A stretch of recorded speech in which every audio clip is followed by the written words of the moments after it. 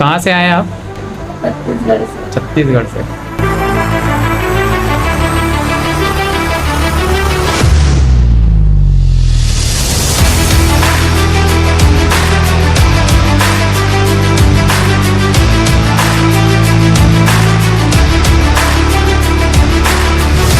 पहले ये इतना कर पाते थे आप?